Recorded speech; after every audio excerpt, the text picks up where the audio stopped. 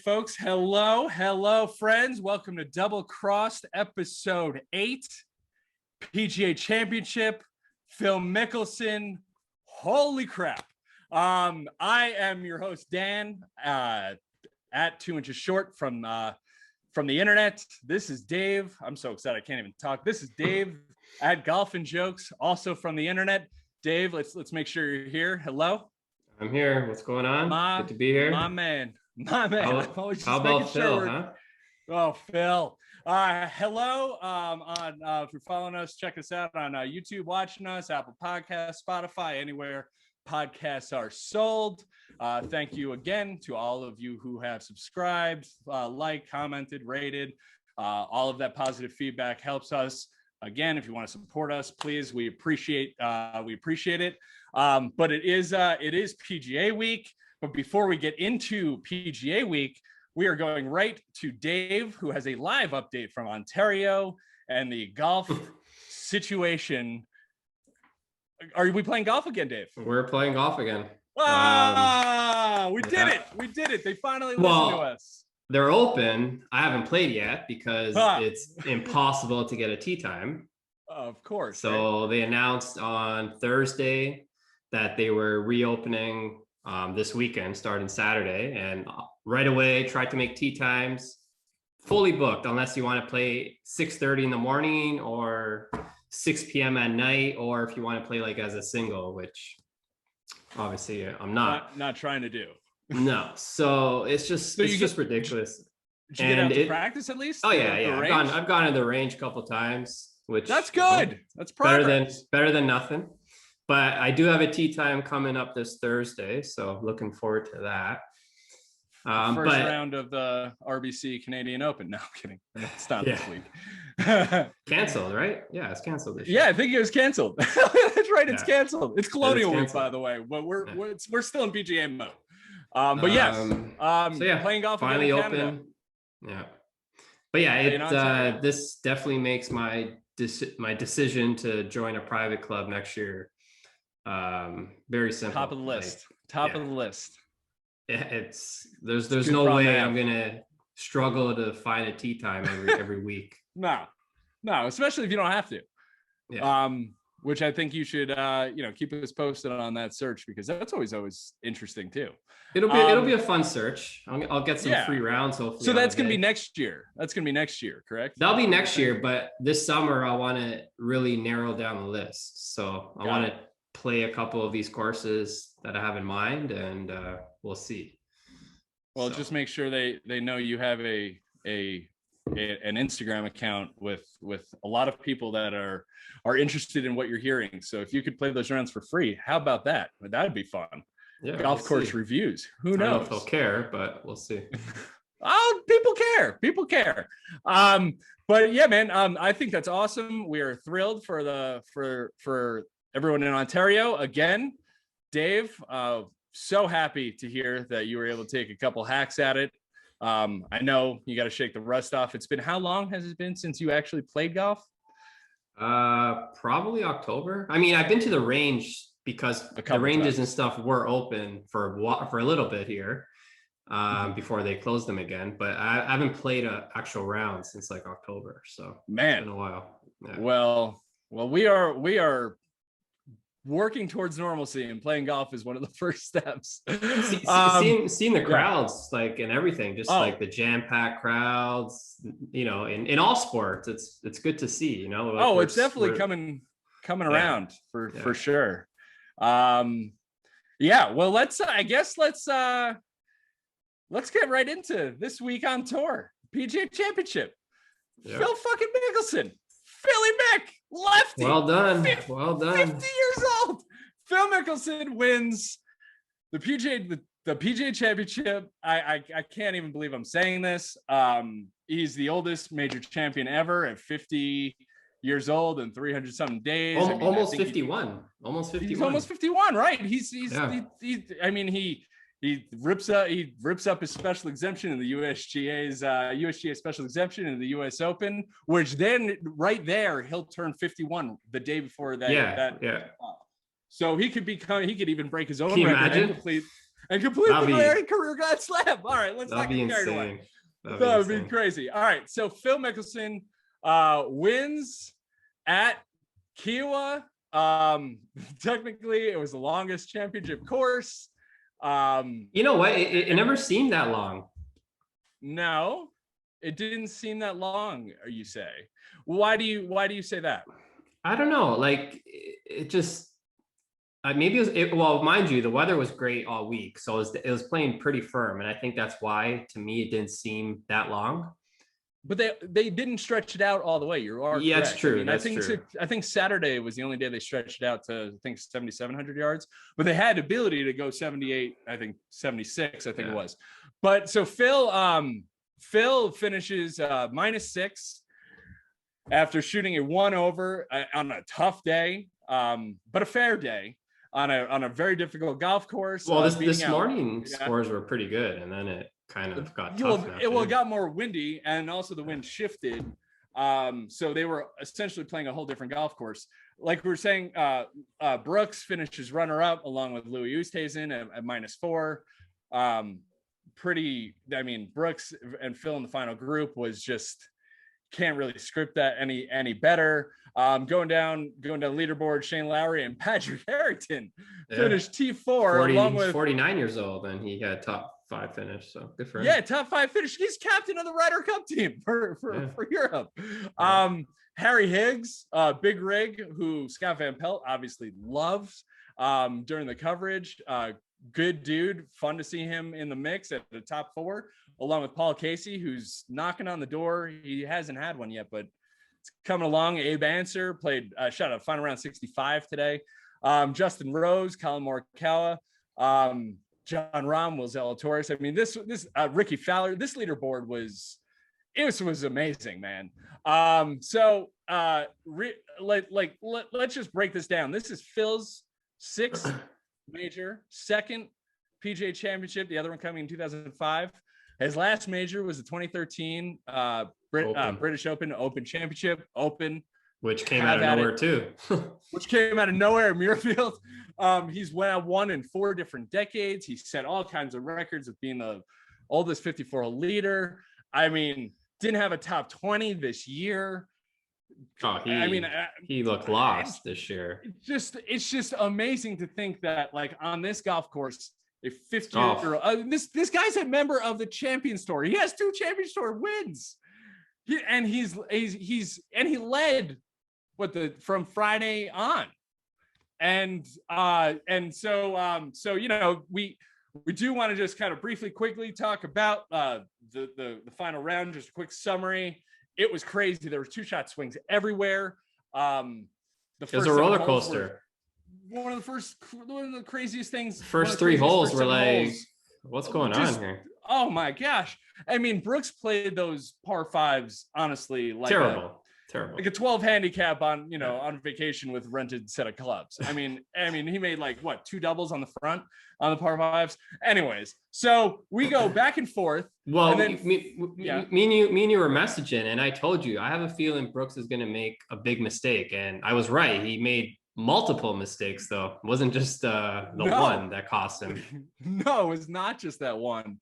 But it was crazy because Brooks takes the lead after the first hole, then Phil takes it right back. There we go. Right, and then Phil hosts that bunker shot on the 5th, which, I mean, with the fans back, that felt like the most normal. That was a turning point, I think. I mean, it was early in the round. He was asked about it after the round, and he was like, I didn't really process it at the time. It was so early in the round. But yeah, it's a huge turning point when you're in the sand. But Phil Mickelson, he's a magician, around the greens, and he still is. His 50-year-old. Although this year on tour, his sand save percentage is terrible. He's not even at 50%. But these weren't your typical bunkers. These were sandy. Well, yeah, there were no bunkers this. So he had a chance to take practice swings and move and loose impediments and other things of that nature, which I thought was interesting. And so hold up. So Brooks winds up giving back the lead, and he really, I mean, his putting looked pretty atrocious. It was bad. Well, he even said yesterday after the round, it was his worst putting round of his life, he thinks, which it wasn't, to be honest. Which it wasn't, because it was the day before. Stats. Yeah, exactly. But if you look at the bigger picture, yeah, he putted terribly all week almost. Yeah. It was, for his standards, I guess. Oh yeah, well, I mean, you got to expect to make 5-footers to win a major championship, and yeah, he missed a lot of the short putts. The fact that we'll get to Brooks in a second. Let's cover what happened. We get into the back nine. You had Phil makes he birdies 10, I believe, and then he bogeys 13, 14, gets up to 16. And it's the longest drive of he outdrove Brooks. He was outdriving Brooks pretty much most of the day, it seemed like. Phil hit a 366. Imagine being 51 years old and hitting a 366. So he missed a short putt, I believe, on the 17th hole, which he had the 3-shot lead after that birdie on 16. Lead gets cut down after a bogey on 17, where he missed a short putt. But then he's got 2-stroke lead going into 18. Questionable placement of the hospitality tents down the left side, because that's where you're bailing out. Phil hits it left into the crowd, trampled down Lie, was able to have a 9-iron to the green, puts it on the green.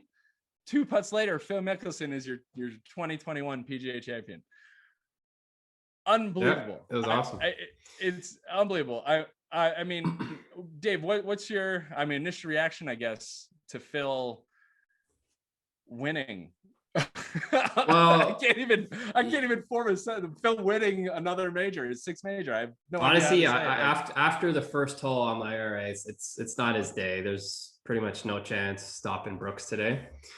Right. And then he just kind of got the lead back after the second hole, and then it was just kind of back and forth, and then he pretty much had like a comfortable lead majority of the day, 1 to 2 shots, and Brooks just kept making mistake after mistake. Louis Stroman kept making bogeys, so it was pretty much a 2-3 man race at most, and Phil just hit some quality shots, and he held in there. So good for him. I'm happy he won. He deserved it. I made a nice wager on him after round 2, so I'm happy he got the W. And this has to inspire Tiger, so I'm happy for that reason alone.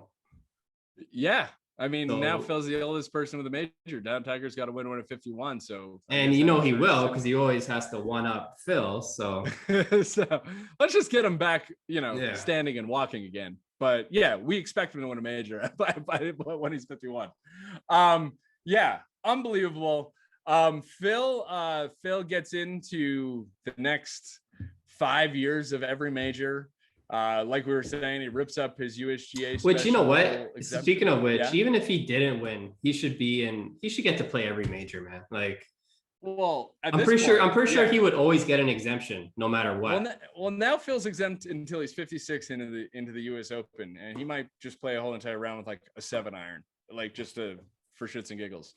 We're even going to be talking about Phil for the right, like playing for the Ryder Cup. Like, he'll be a pick 100%. 100%, he'll be a pick. He's just that kind of team guy. So amazing how he just wins majors out of nowhere, it seems. Let's go. But yeah, so we were talking about Brooks real quick. Brooks finished runner-up. It's his 10th top 10 since it's his 13th top 10 since 2015, and in majors he basically couldn't bend down to read a putt. He seemed to be in pain, didn't want to admit it, but seemed to blame a couple of things on it. And then actually we caught a little bit of his press conference, which obviously he wasn't thrilled about. And he talked about how, should mention, the crowd totally swarmed the fairway, and as they were coming up 18, Phil and Brooks actually wound up getting swallowed in the crowd, and said that his knee got dinged a little bit. He even almost went on to said like maybe even someone did it on purpose. Yeah, somewhat extreme, but that's what he felt like. They seem to have lost control of the crowd at that point, but I mean, Phil said he never experienced anything like that. He said it was one of the best feelings he's ever had, right? But yeah, so Brooks, another solid major performance, another opportunity. He's got 4 majors. Phil has now 6 and joins an elite list of players. I think Nick Faldo and Lee Trevino, I think, are on that list. Does that sound right? I feel like so. that's how many does Norman have? I don't know. We probably should look. Maybe if you want to look it up, you can. I think he might have 6 too. Who knows? I don't know. Yeah. But yeah, it's it sounds about right. Yeah. So yes, this dude, Phil, Champions Tour, now winner of the PGA Championship. Everybody's least favorite major seemed to have proven itself yet again, Dave. This is not the first PGA that we've had some drama down the stretch. They've been for the longest time. They've been super exciting. When's the last one that you can think of that hasn't delivered on a Sunday?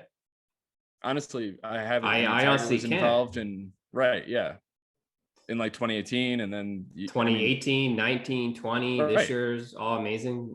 Do you think the where it is on the schedule now, since it used to be the final major and now it's the second major? Do you think that has anything to do with? I don't know. Like you would think not, just because the last major. Okay, it's the last major. You have a long ways to go till the next one. Let's get invested. Let's make the most of it. But I don't know. It just the last 2, or how many have been in May now? 2 or 3?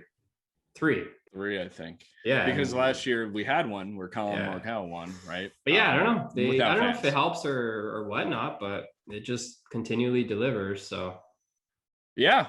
I mean, and also, I mean, we can talk about how this was slightly a different sort of feel than you normally would at a PGA, which is normally lush green, birdies, 15, 20 under par. This was felt like a real test of golf. It almost had this kind of like US Open. To me, it felt like a US Open. To me, yeah, exactly. But it was nice because the USGA couldn't screw it up because they're not running it. So like what the PGA of America did, they made the greens receptive and playable while having a golf course that was dried out and running. And it's amazing how when you let the people who know how to do their jobs run the tournament, run the golf course the way that they want. I thought, it had those kind of feel. And also Phil, I mean, Scottish Open, British Open, right? I mean, he's got he can play in the win for sure. I heard proven Bones get interviewed after on Golf Channel about in live at and or live from, sorry, and he was saying that Phil's been flighting his shots, and that's what he noticed most was the ability that he's had to fly, because if you had a regular ball flight, you really didn't stand a chance in this major. Plus, because this week it's totally different. Yeah. Plus, he put the 2-wood in the bag this week, which worked for him. I mean, he was keeping it in play. Well, his driver's a 5.5 degree driver, so yeah, he gets a little bit more loft with the 2-wood. And then, did you hear this? He said right before his round, he had a 1-iron that cracked the face on it, and then he just put a 4-wood in. So Phil. Of course, Phil carries around a driver, a 2-wood, and a 4-wood, and goes out and wins a fucking major. Phil, I can't even believe we're talking about Phil. Dave, wasn't he one of your fades? He was your fade this week, right? Well, Phil it's been like a running joke since we started this podcast, really, that whenever Phil was in the field, I was going to fade him. And boy, did that backfire this week. I was pretty on point with the other weeks. I lost pretty big on that. We did shit this week. Phil, we did not our picks were not good. My winner was Rory, who seems to have let the first round of a major creep into his head. Buy a putt. It seems like it, and it's a little bit frustrating. Even though he wasn't that far away from it, he never really had it. I mean, the putts that he was making at Quail Hollow were not pretty much straight right from his first tee shot of the tournament. His chances were pretty much done. 4 right. You said it. You DM me, or we were talking, and you said you're like, yeah, Roy's not doesn't have it. Spieth doesn't have speaking of Roy, he has to be the worst first round major player in golf right now. Like of this of the super, like it's of that level. Thing. He's definitely it's definitely mental. It's definitely 100%. Right. So, once Rory does figure out that it's just a golf tournament, and when he does realize that, he tends to play very well, which he did, or at least played okay, respectable enough to finish, T49. Also talking, you had him as your contender. You had Spieth as your winner. Spieth as your winner. I had Spieth as my contender. Like, I don't think many people I watched Spieth the first I don't think many people putted worse, right? No, I watched Spieth the first 2 rounds, and he hit the ball amazing. Like, he was hitting every fairway. He hit some great shots. He just could not buy a putt at all. Mm-hmm. His short game was phenomenal. His putting was just terrible. It was not good. And like we were saying, Dave fades Brooks. I fade Brooks, so he came second. So yeah, we pretty much had the same week. We said it from the beginning. We didn't actually claim it, but if you're watching this or listening to it, it is not financial advice. We take zero responsibility, but we'll take full responsibility when we win, zero when we lose. Yeah. Do want to touch on Rickie Fowler, who threw on a pair of cool shades and had his mustache and kind of looked like Agent Dick Fowler on the case. Finishes T9, missed the putt on 18 for par to go from T3 to T9. Misses out on a Masters invite. If you're top 4, you get invited to the Masters. I don't think it's going to matter. Because there's lots of time to get in there. Thing.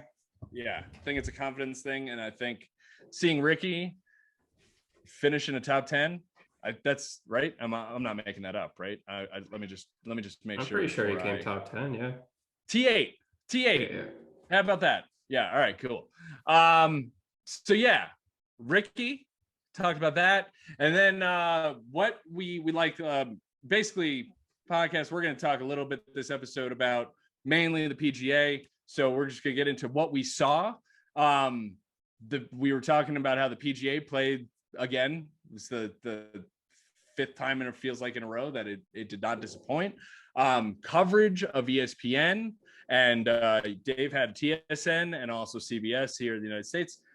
Dave, want to talk about any coverage takes that you had? Did you enjoy it was awesome. Felt like ESPN killed it. It was, honestly, the PGA is one of the best covered tournaments for like they pretty much show a majority of the shots all day. Like I watch it from morning till it's done, and I see like every shot, and it's phenomenal coverage. Obviously I love the Masters, but their coverage is not great unless you're watching on like the apps or whatever. On their app, yeah.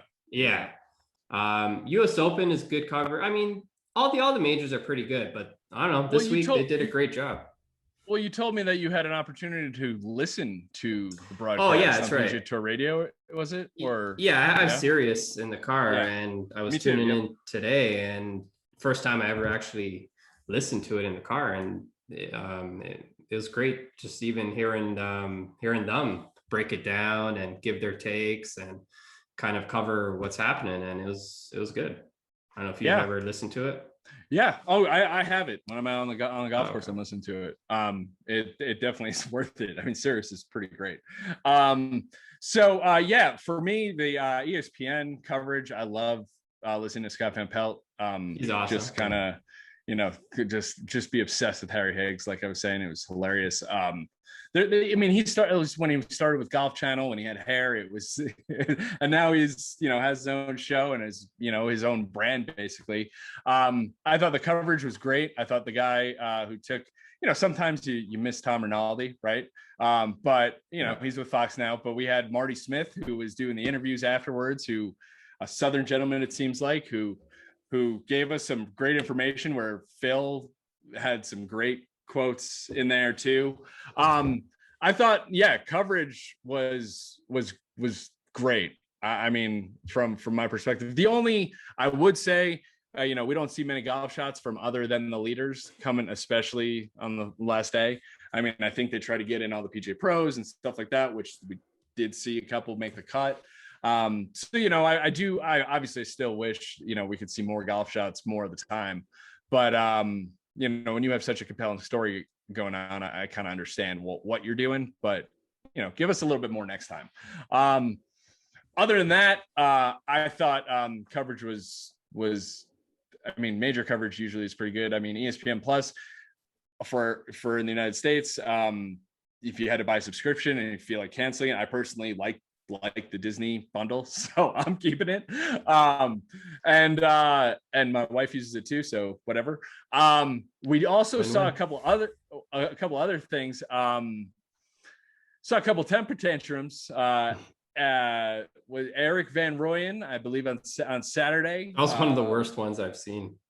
It was amazing. I mean, it was terrifying amazing, also, because he almost killed two guys.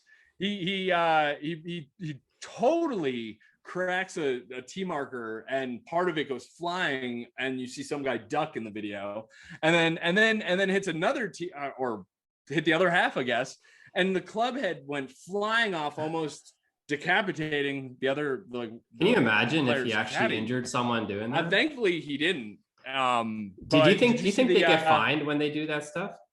I think so. Especially for what he did, that definitely deserves a fine. I mean, yeah, I mean, I would think you would. I would think so. You get fined for a lot of things that we don't hear about, right? Yeah, so, for sure. But yeah, did you see the caddy at the end of the round? When everyone's shaking hands or fist bumping or whatever, just totally snubs Eric. Oh, I didn't see that. What happened? So totally the other guy's caddy went to go what's up? The other guy's caddy. I forgot who it was, but he winds up just seeing him, and he just turns and walks away, and the guy and he had his hand out to go shake his hand. And it's weird because I never. What? Hey, say it again, bud. It's weird because I never picture him being like that. Yeah. Well, I mean, I guess those joggers were a little too tight on the ankles. Yeah. But yeah, and then today we saw Henrik Stenson, who is he's known for his club snaps, though. Hall of Fame snapper. Yeah, he's good. Just effortless. It's effortless power, really, when he breaks the club. It's pretty much a technique at this point. His caddy knows it's coming. It's just and this one was just right into the ground, just and cracks in half. Graciously hands it to his caddy, who he just gets the putter, and we move on. Pretty hilarious. Couple other things we saw out there this week. Again, we're just a running theme of the PGA Championship, because a recap is a recap, and this was a great major. We saw, what do we want to go with first? Oh, Bryson. We got to talk about Bryson. Bryson didn't have a very good day. Final Sunday. What did he shoot today? I didn't see much of him. I think he finished around 5 over or something. Oh, wow. He on Friday he put a drive into the fescue on the left into the shit, and had to kind of hack it back out. But the entire time he's standing there, all he's doing is, and there's a microphone next to him. All he's doing is saying, "I hit a great drive. I don't understand how this happened. I hit a great drive." And he's literally 4 feet in this fescue. I mean, I'm sure, part of his calculations were slightly off, but I mean, dude, you didn't hit a great drive. It's in the shit. Do you consider hitting a good drive? If you hit it good and it winds up bad, I understand. I do kind of understand, because there's been times when I feel like I hit a perfect drive or whatever, and I don't know, what kind of hole was it? Was he trying to cut a corner or what? Yeah, I mean, or did the wind take it? I don't know. It just depends on the situation. It's a dog left, and he just missed it a little bit left. I bet the wind kind of took a little bit left, but if your ball winds up in 4 feet high crap, that's not considered a great drive. That's a nice putt. If it doesn't go in, to me, it's not. It's not. Whatever. Yeah, I don't know, but I mean, there's definitely been times when I feel like I've hit a great shot and it comes like maybe say a couple yards short from being perfect. Well, I understand in that situation. But I think, Dave, I think that's the point, is the fact that he believes in his heart that it was a great drive, regardless of where it wound up, right? And as golfers, you need to basically have selective memories. You have to absolutely forget about everything bad and remember everything good. And if that's the way he wants to remember it, it's just funny listening to it. Well, it's funny listening to a golfer kind of convince himself that like that wasn't a bad shot, right?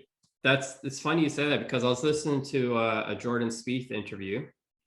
He was on a podcast last week, and he was talking about when Tiger was struggling back in what was it, like 2017 or whatever it was, when he could barely chip and all those struggles. And he said no matter how bad he was playing or how lost he was, he would never ever say how bad he was playing or whatever. Like he just say anything negative. Anything negative, right? Nothing negative. And Jordan just obviously like was like, wow, like there's a reason why he's so good. Like you have to have that belief, right? Oh, for sure. Yeah. Oh man, dude. I mean, you have to, golf's all about your own confidence. So like, it's free will. So if you want to feel good about yourself, chances are you'll play better. I guarantee you Phil feels good about himself, very good about himself right now. But going into this, I mean, it obviously was working for him. I mean, it's all about how you perceive yourself, I think. I mean, and these guys walk around in what I like to call is like supreme confidence. These PGA, these tour pros, like these professional golfers are like, they have a team, everything's done for them. All they got to do is focus on golf. And part of that is knowing that you can stripe it under any circumstance. And, and we see that with the best. And we had the ability to see one of the greatest of all time, in the scheme of golf, someone who's made it. I mean, if he doesn't play against Tiger, has way more wins, but probably less money. Yeah. I saw that tweet by, someone tweeted, but then Brando, I think, replied to it. And that's what he said. He said, yeah, Tiger would have, or Phil would have a few more wins, but half the money, which perfect sense. I mean, right. So, I mean, Phil will be the first one to tell you that Tiger is what he's done for him. But yeah, man, I mean, it's, I still can't believe we're talking about Phil winning fucking major. I can't fucking believe it. Want to also touch on a couple, like we were talking about, the pros. We're talking about tour pros. They're also PGA professionals, and that's one of the allures of the PGA Championship, that they get, I think, 20 of their guys, 20 of their pros to play in the tournament with the big boys. And there were two that made the cut, and one of which, I forgot his name. I think Cook was his last name, and the other one was Brad Merrick. And he had quite a stretch routine. They started comparing him to, when you're being compared to Miguel Angel Jimenez, you're doing something right. But from my understanding, I forgot who he played with, but like the caddy that they were playing with was like, how is this guy not out here with us? Like, that's how good he was playing. So good to see a couple, couple guys you've never heard of compete with, but like, that's what I'm talking about with the supreme confidence, is like, it's a different level. And like, when you play golf as your profession, you have to believe that you're fucking good. And I guarantee you all these guys think that they could win all the time. Also, speaking about PGA Tour pros just being like that, they're also robotic. We saw a video of Rory and Brooks. Someone snapped a screen grab of this amazing clip. Yeah, it's an amazing clip of Rory and Brooks, right? We said it was Brooks. Basically marking their ball, both getting out at the same time, and then walking at the same exact pace and spinning their putters at the same exact time. It felt like you were like in the Matrix, but there were no glitches because everything was working together. It was pretty wild. Dave, did you see that? Yeah, I saw it. It was amazing. Yeah. I mean, it's just natural instinct, it's just they're they're basically robots. And then also we saw, I didn't know this, but the PGA, I mean, we talk about the Masters Champions dinner like we're invited to it, and we're never going to be invited to it. There's also a PGA Champions dinner, which I was not aware of until I started seeing some tweets flying about the menu that was on it. And I just wanted to, so obviously Colin Morikawa was defending champion, and he winds up going with a menu. And again, we don't talk about this nearly enough. I mean, we're talking a first course of clam chowder and Cobb salad. And the entree was a corbia, which I assume is fish, and a southern fried chicken breast. And then you also had, for the table, you had, I love how they say this, platters of sliced porterhouse steaks, bourbon and peppercorn cream sauce, Parmesan cream spinach, roasted Brussels sprouts, mashed potatoes, asparagus, homemade ice creams, warm chocolate chip and red velvet cookies, and then the wine list. They had a huge menu. Yeah, dude. Holy. Bottle of Camus, bottle of Duckhorn, couple others. Dave, did you know that this thing existed? I mean, no. I didn't know until I started looking at this menu, and I'm like, this menu is amazing. First of all, Colin obviously has great taste. I would assume he picked out this menu. I want to be invited to it. I knew nothing about this. I heard about it on Tuesday. Brooks was on PMT with Big Cat and them, and they asked him whatever, and he's like, yeah, I got to go to this champions dinner tonight where all the past winners. And I'm like, I never even knew there was a PGA championship winners dinner or whatever. And right. So that's the first I ever heard of it. And then, yeah, now that you mentioned, now that you're bringing up the menu and all that, like, wow, sounds like a good time. crazy. Yeah. And it was one of the better menus that I've seen. It wasn't sandwiches as per DJ. Yeah. But yeah, I thought that was pretty cool. One other thing, we have a little fashion segment. We are not fashion icons nor know much about it, but we have a good sense of it. You saw some of the shit that was worn this week. You saw Jordan with a full back tattoo. I mean, a pet tattoo, a full back logo. Apparently he was gonna wear that. He was supposed to wear that during the on Thursday, and he vetoed it apparently. Did he? I didn't know that. Yeah, talking to Spieth Tracker, who obviously tracks and knows a lot about Spieth and everything. He said he vetoed it. So yeah, thank God. It's a good thing. It's a good thing he vetoed it. I compared it to might as well be a bullseye from Wedding Crashers. All the jokes were being made a bit, and then obviously we had Nike, who there we go again. Nike quilted hats that I don't know. Brooks seems to be playing better. He loves those Nike hats. The worse the hats are for Brooks, like probably the better he plays. But that was atrocious, man. I mean, I don't know what they had different patches. It looked like a quilt. I don't know. I'm not sure. And then I saw Bryson he was wearing square roots and exponential stuff and different math equations. Did you catch that on Thursday? I didn't see it. I know. Oh man, Bryson killing it. But yeah, some, just some quick fashion things.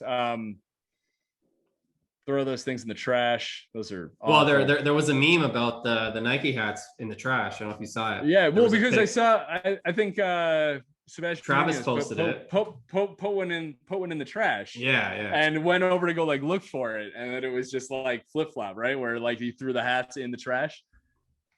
Yeah, pretty hilarious. But how funny is it that the dude hid it in the trash can and then didn't even want to go in there to get it out, which is even funnier.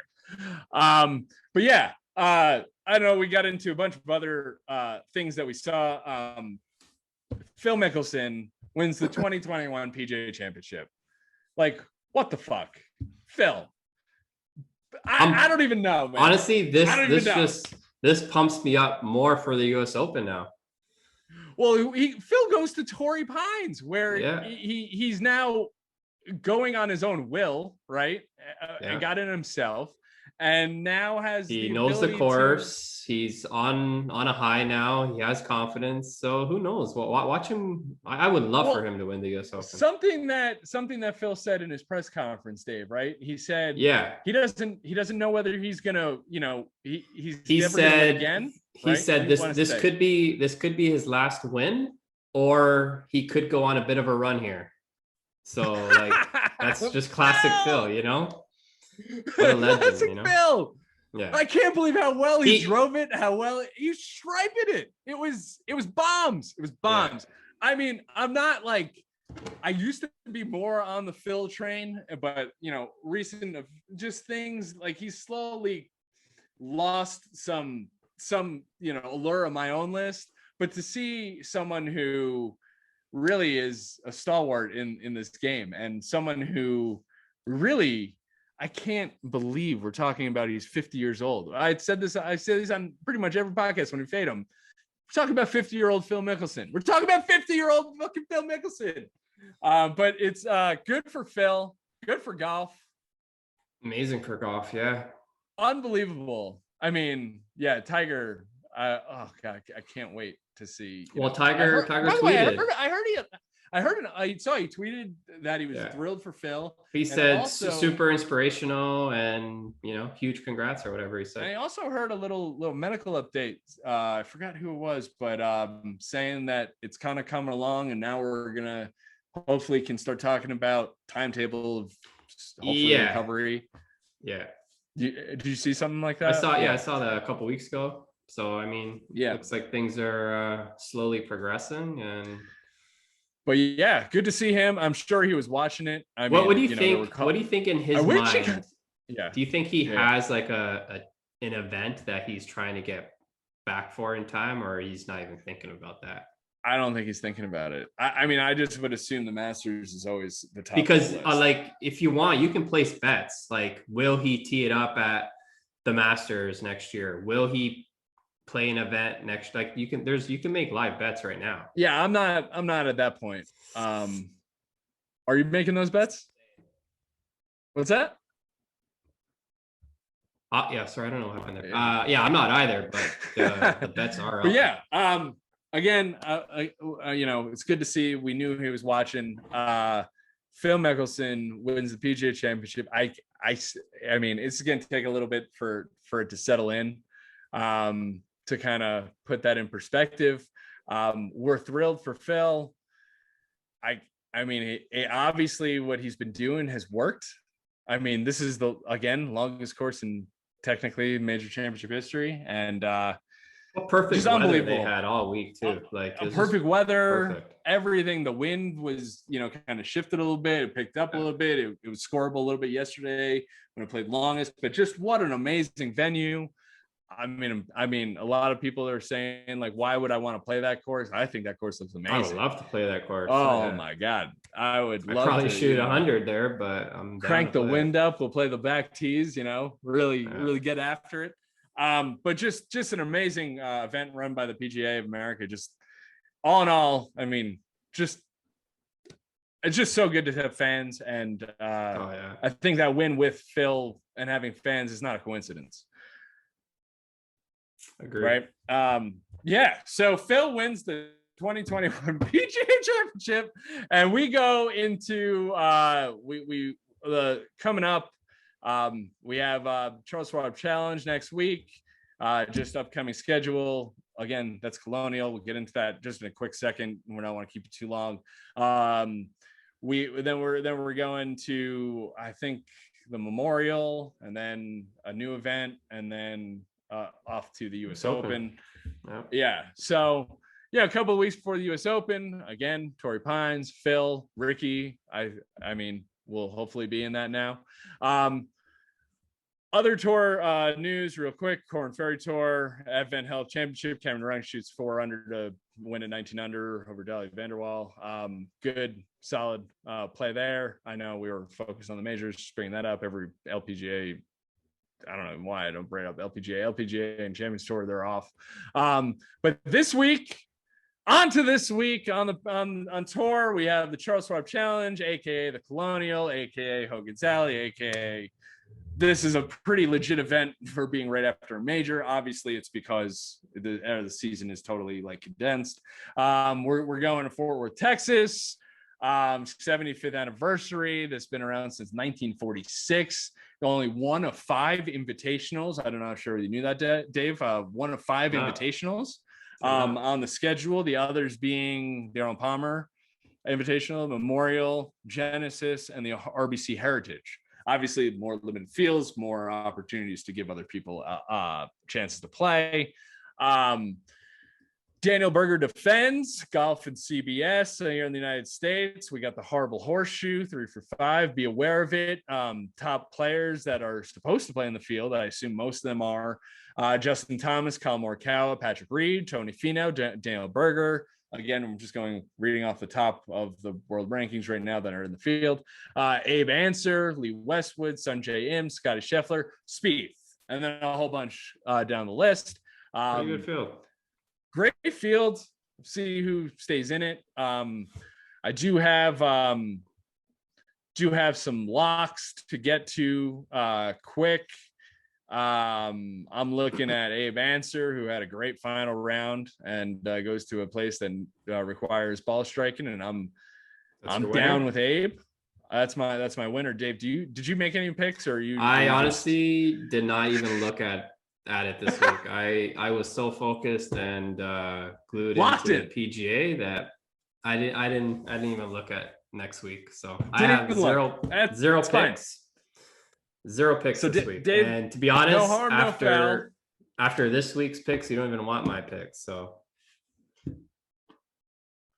oh yeah, well I'll give you this week off. I'll give you mine. No surprise. Dallas, Fort Worth area.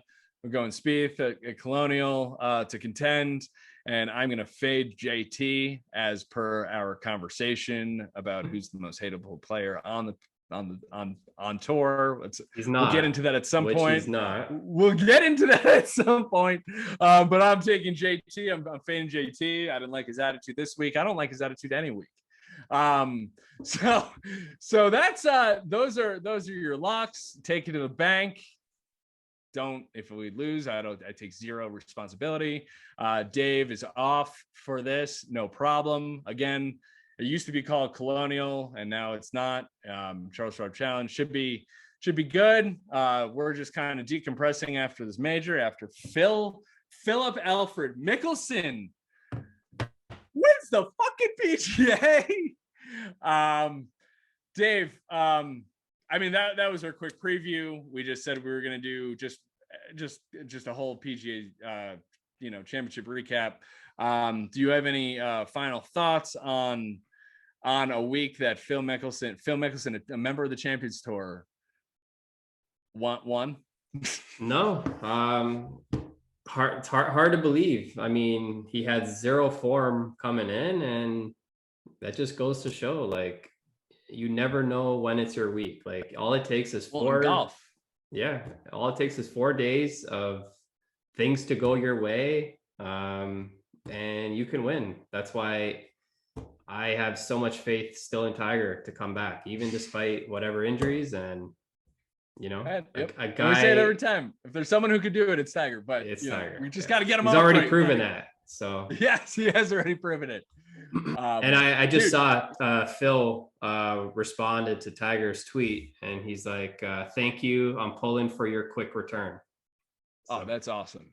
I actually think that's meant. Oh, 100%. I think it's awesome. It's awesome to see.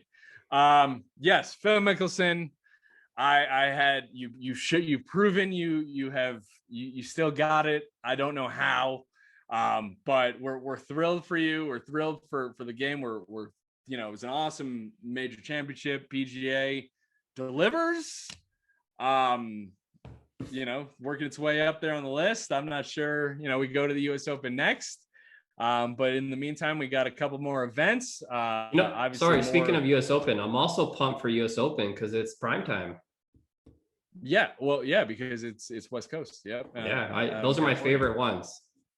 Yeah. Oh, I love the primetime events. It's gonna be awesome. But it's yeah, like 2008 US Open was still probably one of my favorite majors, like top three of all time for sure. For good. Well, what was the other? 2019 Masters, and what's the other? And 97 still up there for me. Yeah, dude. Anytime I get the chance to watch those highlights, dude, I'm watching them. Open with 40, come back and just blow away everyone else. Anyways, that is that's our episode, our PGA Championship recap. Quick preview of this week at the Charles Schwab Challenge, and I want to thank everyone for hanging with us. Subscribe if you haven't yet. Rate, review, anything positive helps. We appreciate it. Again, Spotify, Apple Podcasts, YouTube, wherever podcasts are sold. I'm Dan at 2 Inches Short from the internet. This is Dave at Golf and Jokes from the internet. Phil's a PGA champion again. It's amazing. Yep. Well deserved. Well deserved. That's episode 8.